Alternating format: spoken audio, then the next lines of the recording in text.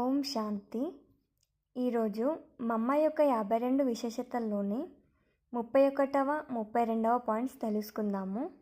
అందులోని 31వ పాయింట్, మమ్మ అర్జునుడి మాదిరిగా ఏకాగ్రంగా ఉండేవారు.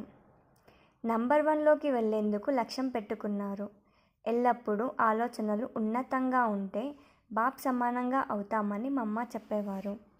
ఎల్లప్పుడూ బ్రహ్మబాబాని చూడండి మరియు స్వయాన్ని చూడండి, మిగతా ఎవరిని చూడకండి.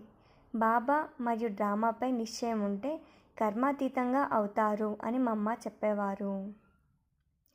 32వ పాయింట్, మమ్మ దృష్టి శక్తిశాలిగా ఉండేది. ఒకరోజు మమ్మ చంద్రుని రాత్రిలో కూర్చొని యోగం చేస్తున్న సమయంలో ఒక అక్కయ్య వచ్చి మమ్మ ముందు కూర్చున్నారు. మమ్మ దృష్టి ఇచ్చారు. ఆ అక్కయ్య ధ్యానంలో వెళ్ళిపోయారు. నలువైపుల ప్రకాశమే ప్రకాశము ఉంది. మధ్యలో ఆల్మైటీ బాబా కనిపించారు. ఓం శాంతి.